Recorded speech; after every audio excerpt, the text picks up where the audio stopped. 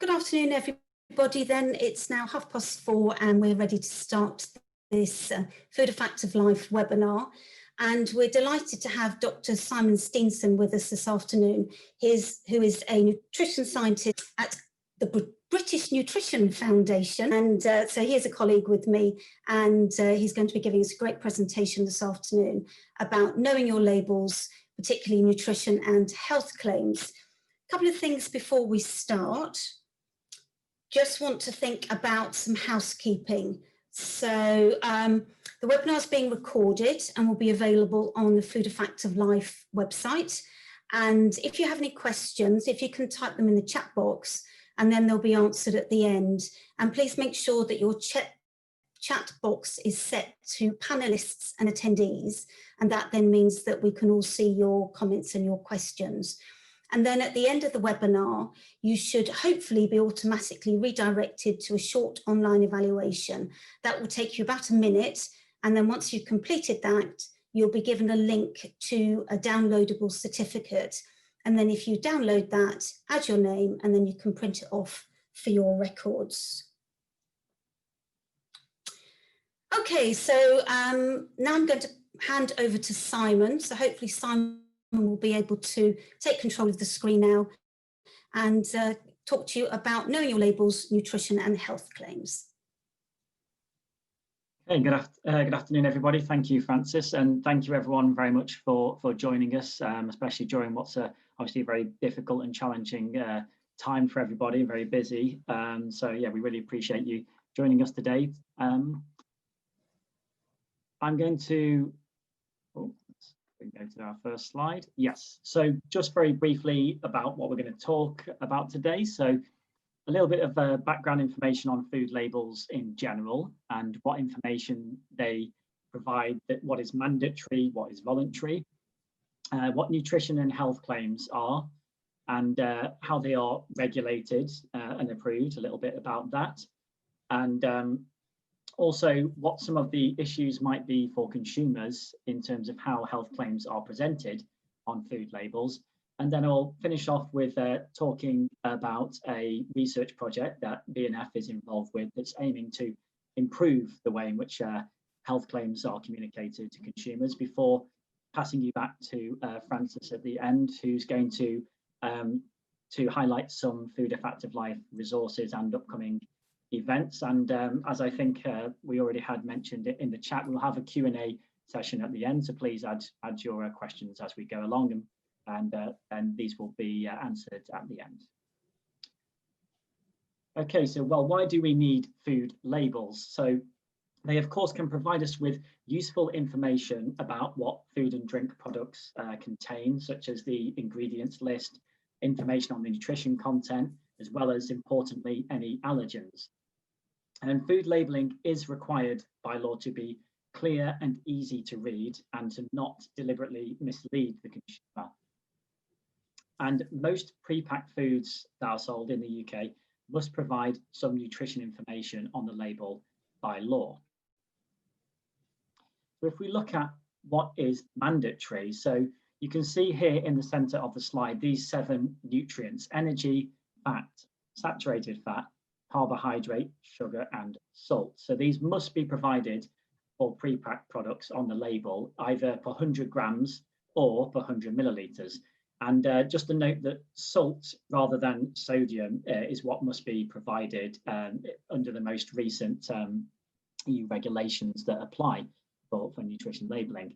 And as I'm sure you know, and as we can see from the example on the right here, manufacturers do also present additional voluntary information on labels quite often as well, which can include things such as vitamins and minerals, fibre, starch. And this is voluntary unless a product is making a claim, for example, around calcium and bone health, in which case it must tell you how much it contains on there. Okay, so if we look at the information on food labels, though, that is voluntary. So that includes the quite well-known traffic lighting labelling that you can see on the right-hand side here, and I'm sure you've seen on products when you're shopping as well. Now, although this is voluntary, it does tend to be provided by most major supermarkets and food manufacturers, and has become quite an industry standard.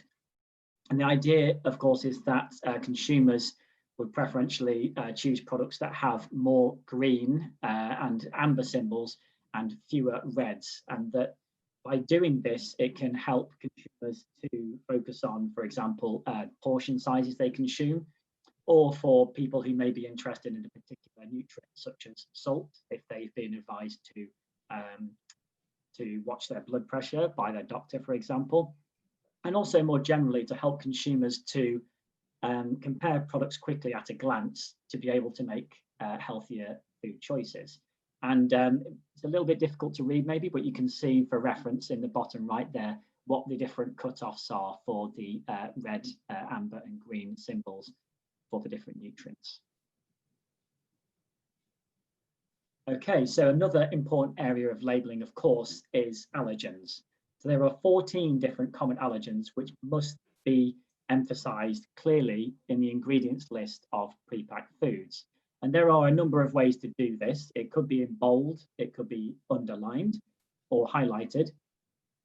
And you can see what the allergens are on the right-hand side here. So just to note that that nuts, aside from peanuts, that nuts contains tree nuts. So that could be things such as Brazil, macadamia nuts, and many others. And that, yes, these must be clearly differentiated in a way that the consumer can see them on the ingredients list. And one upcoming change to labelling for allergens relates to what's become known as Natasha's Law. So this will apply from October 2021, from October next year.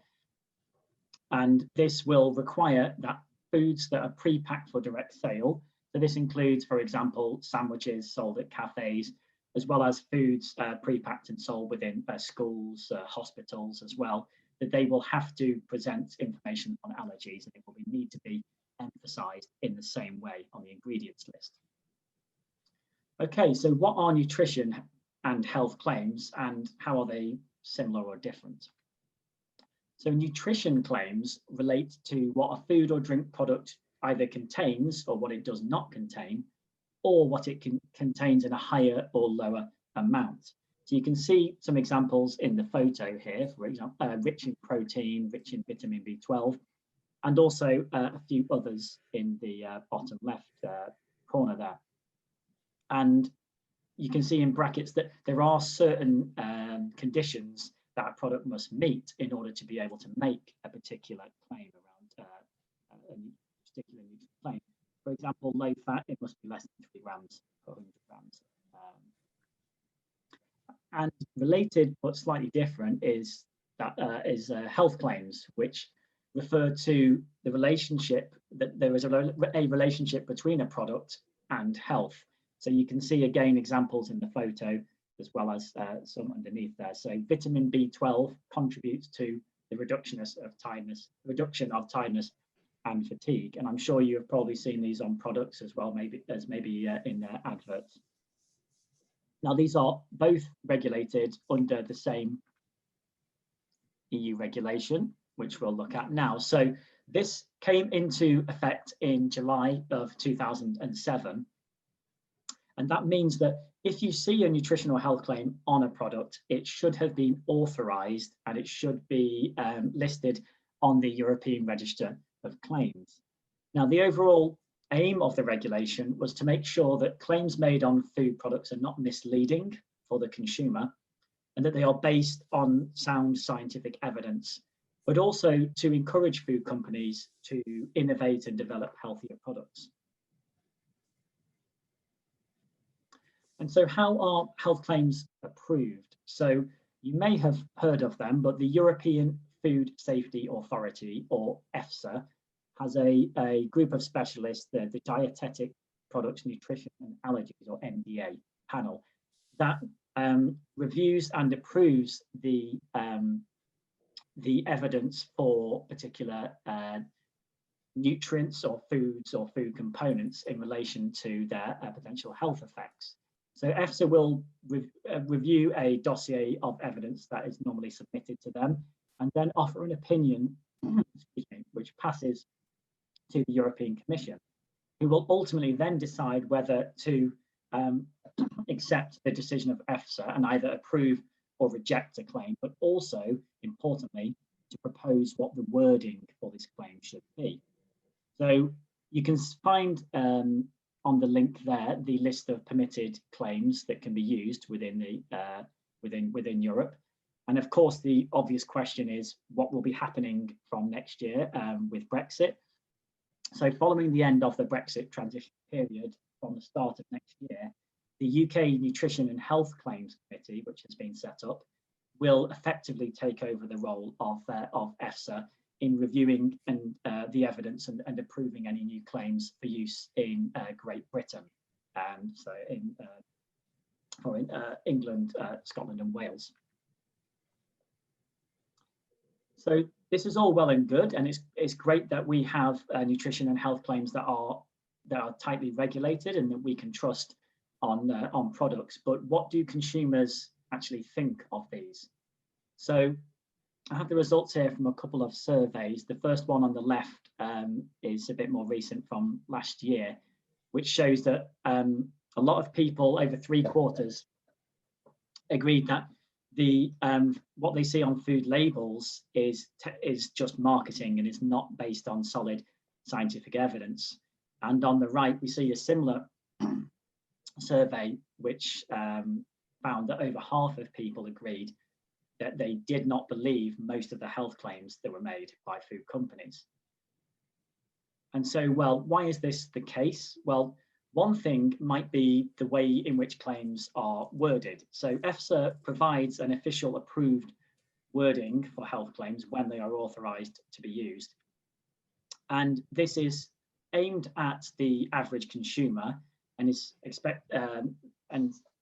supposed to have wording that the average consumer can understand to know what the beneficial effects are expressed in the claim. And as you can see here, there is a definition of this provided, that it takes as a benchmark the average consumer who is reasonably well informed and reasonably observant and circumspect, taking into account social, cultural, and linguistic factors. Now, one thing with health claims that you may have noticed is that they do range from being simple to rather complex and can also be more or less familiar. So in the example in blue here, zinc contributes to the maintenance of normal skin. We could say this, and it might be not too difficult for most people to understand. However, some claims may contain scientific terminology such as oxidative stress in the yellow example here, or phrases such as this betaine contributes to normal homocysteine metabolism. So this may be a bit more difficult for people to understand if they're not perhaps aware of what some of these terms are. Now, research has shown this to be the case, that the way in which claims are worded may be a barrier to consumer understanding, but also trust of health claims.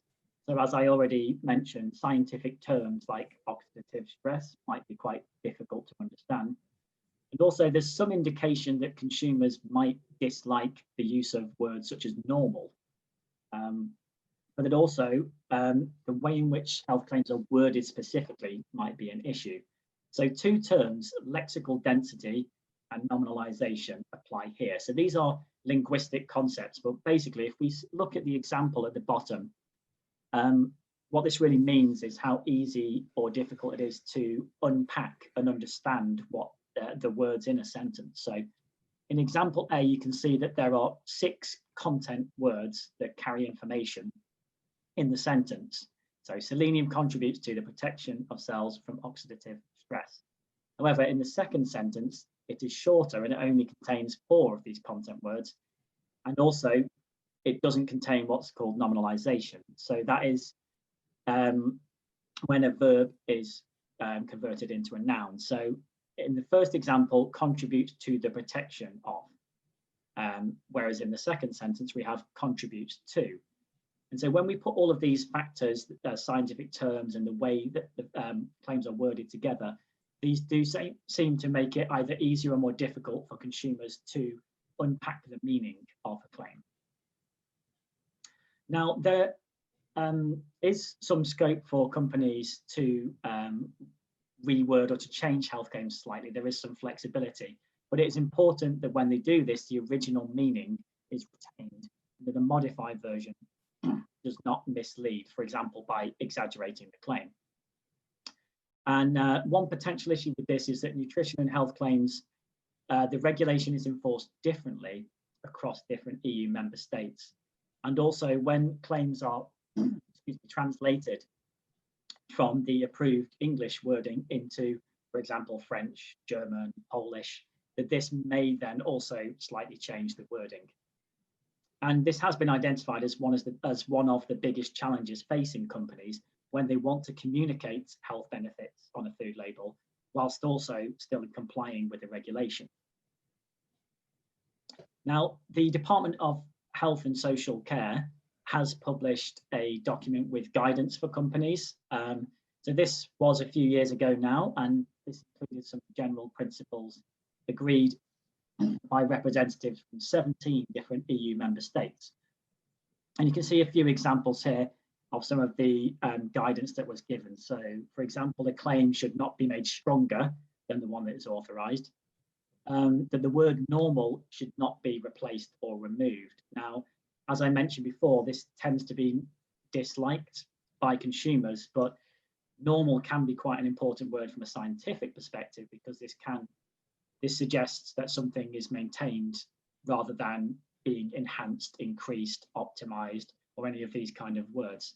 And so you can see, for example, in the bottom right here, in the red box, that it is not acceptable to say X optimizes the normal function of the immune system, because this would not be the same as maintaining normal function. And also, a claim must relate to the nutrients or other substance, the food itself or food category that has the authorized claim, and not for a particular product itself. Okay, and so BNF is involved, as I mentioned before, in a research project funded by the EIT, which is a European body, in order to try to gather data on on how consumers understand and how they prefer different wording of health claims, in order to try and improve the way in which they are communicated. So this project is called Health Claims Unpacked, and it aims to gather consumer data via a series of activities in an online toolkit, which is available in English, but also in French, German, and Polish. Now, I did have a short video in here, which I'm unfortunately I won't try to play this because I'm not sure how it may work, but the link should be available if you go back up to earlier in the chat. So I think it was posted by Alex. And so the aim of the project, as I said, is to improve the way in which claims are communicated, to hopefully make them easier for consumers to understand, and perhaps to help to build consumer trust. And so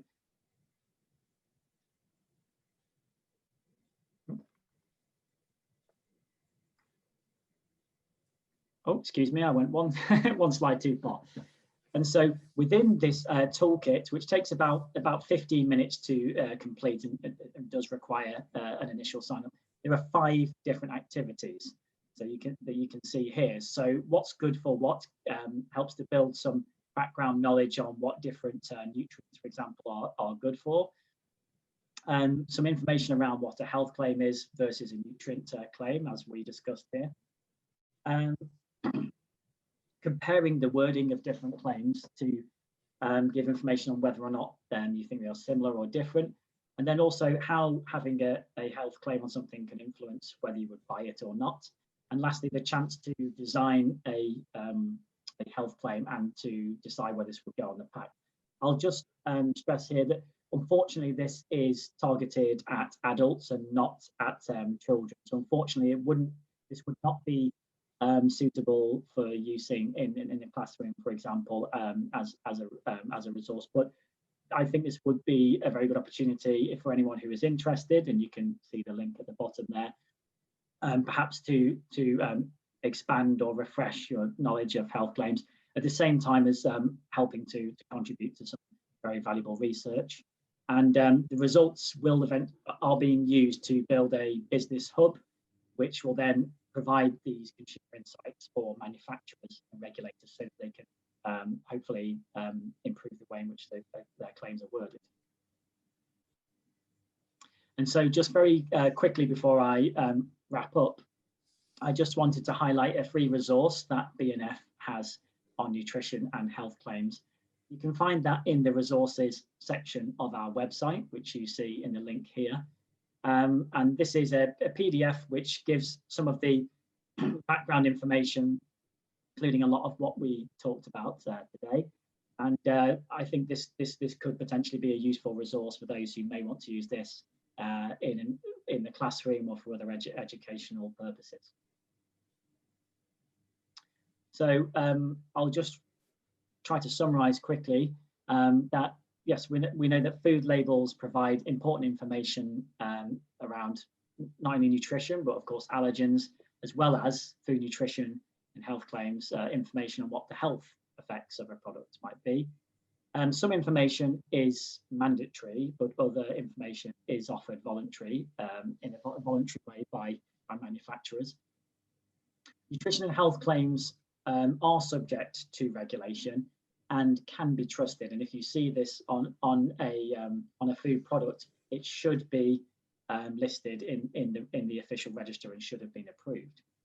And also as well, I think it was on the slide earlier, but it's worth mentioning again that if a product makes a claim about a nutrient, such as calcium, for example, it must provide at least a source of. So that's usually 15% of the reference intake. It must contain a significant amount. Consumers might not trust health claims and may find them confusing, and that is the aim of the research that we talked about, to help companies to hopefully be able to word their claims more effectively for consumers to help them make healthier choices. Okay, so thank you very much for listening. You can add your questions to the chat if you haven't already, but we'll be dealing with those at the end after I pass you back to Francis, who's going to highlight some Food Effective Life resources and upcoming events.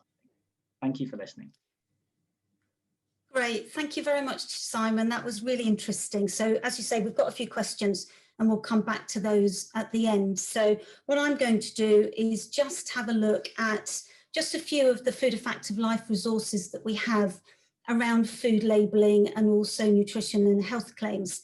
So on the screen, you can see just a few examples of some of the resources that we have for 11 to 14 years and 14 to 16 years, particularly around food labelling. And then also we have some resources which are around nutrition and health claims. Now these are more for pupils who are aged 14 to 16 years, but there are some useful resources on there, so some worksheets and a PowerPoint presentation. And then also we do have our nutritional analysis program called Explore Food, which is a free nutritional analysis program. And as part of that, the pupils can produce a front and back of pack nutrition label, which will help them understand and apply the information that Simon's been talking about today. And then also we've got some new resources which we're calling our knowledge organisers. And we have knowledge organisers for pupils aged 5 right the way up to 16. But the ones that I've got on the screen are 2 that are most appropriate to what we've been talking about today. So the one on the left-hand side is a food labelling knowledge organiser, which is for sort of 11 to 14 years. And then the one on the right-hand side goes into a little bit more detail and is about food labelling and health claims. And that's more for pupils who are aged 14 to 16 years. And you'll find those on the Food Effective Life website. And these can be downloaded and they can be printed off in either colour or black and white. And for the knowledge organisers for the younger pupils, we would suggest that they can be printed off in either A4 or A3 size.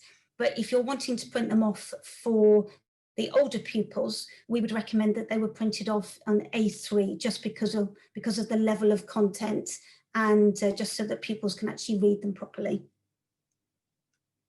So that's about resources, but if you know the Food Fact of Life website, you will know that there are lots and lots of different resources available. So do have a look and see what you can find on there to do with food labelling and health claims and lots of other topics, of course. But there are other sources of information and support that you might find useful. So we've got our British Nutrition Foundation main website, and the link is on the screen.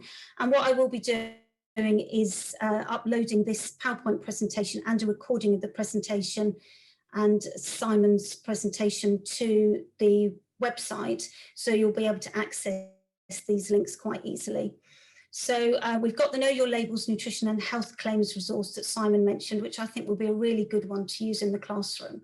And then we've also got some information about putting health claims into words. And then there's some other organisations on the screen that you can see that I think would be a useful place to have a look at to get some more information and support. And then we do have a webinar recording and presentation about front of pack nutrition labelling, which you might find interesting as well. And also we've got a little bit more on the screen about some more training. So it's great that you've been able to join us today, but we have got some more training coming up that you might be interested in. So we have some virtual practical workshops, and we also have some regional virtual conferences. So we have a conference for England in January, Northern Ireland in February, and then for Welsh teachers at the end of March. And then we also have some more webinars coming up next year. So we've got one about new ways with red meat. Roy's going to do one on how do I create a worksheet. And our colleague Claire is going to be doing a webinar on a thematic approach to teaching food and nutrition in primary schools. And then we've also got our online training, which can be done, of course, at any time. So if you're interested in any of this training, do go to the website and have a look and register. And then we also have a PPD newsletter, which contains lots of information about training and events. And that comes out every couple of months. So you can sign up to that to make sure that you find out as quickly as possible what sort of training is coming up. So before we finish then, just want to go through some questions that certainly I've got for Simon that I've written down. And it'll be interesting to see if there are any others. So I have a couple of questions. So the first one is, what are the reference intake values on food labels and who is responsible for these? Yeah, so the reference intakes, or RIs, which you will see on food labels for macronutrients, so for energy, carbohydrates, fats, as well as vitamins and minerals. So these, a few years ago, these replaced what was called guideline daily amounts, which you may have seen before, GDAs.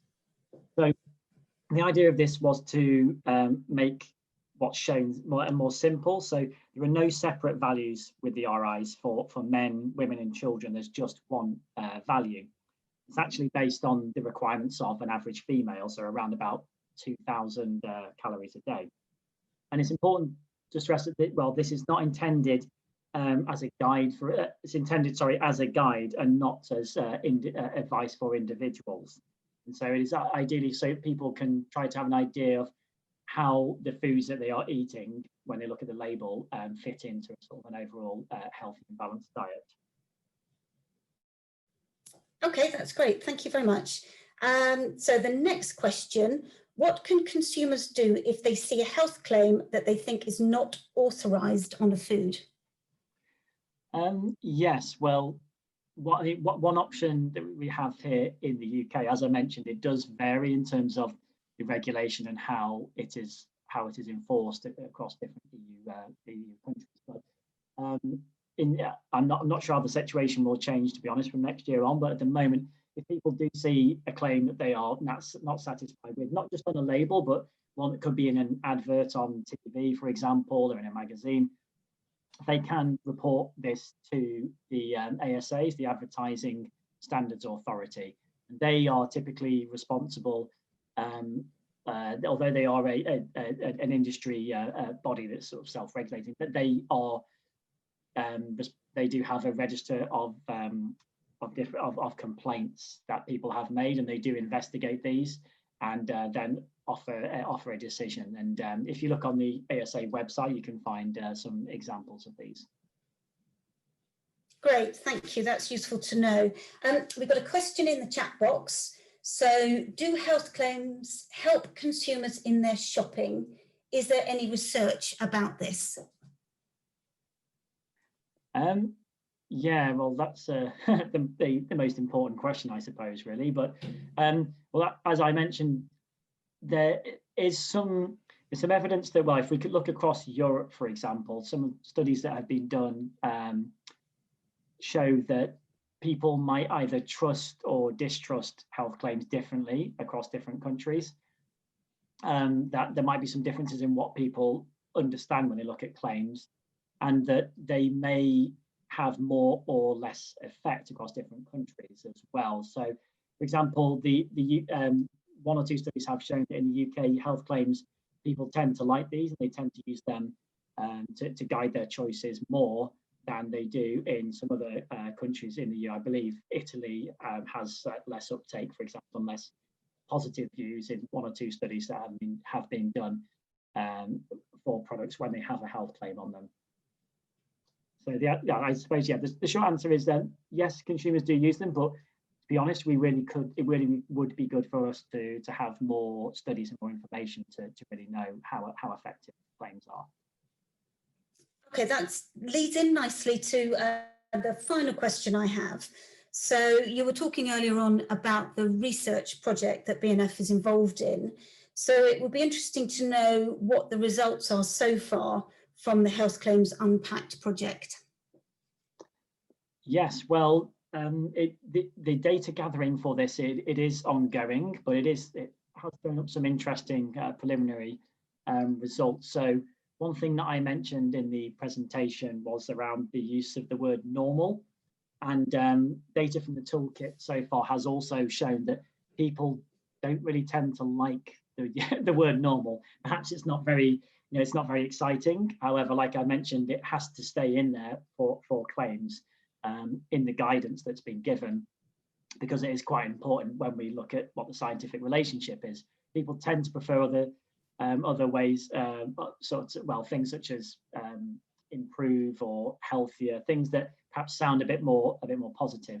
And also in general, when people were given the option to construct their own claim by choosing the words as they go, only a very small number of people chose the official approved wording for the claim. So I think this does show,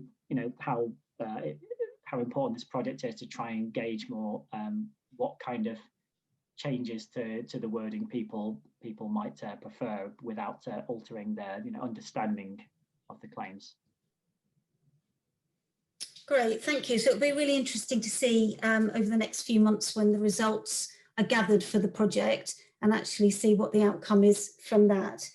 So, so I think that's all the questions I have for you, Simon. Thank you. Thank you ever so much for presenting for us this afternoon. I think it's been a really interesting webinar, and I think the teachers and their pupils will find what you have had to say really useful for their own knowledge, but also for their studies. So just as a reminder to everybody, hopefully when I close the webinar, you should be redirected to the short evaluation, and then you'll get the link to the certificate. If by any chance you don't get redirected, don't worry, we'll send out the link tomorrow by email. So thank you once again, Simon. Thank you everybody for joining us, and hopefully you'll join us for another webinar soon. Thank you very much.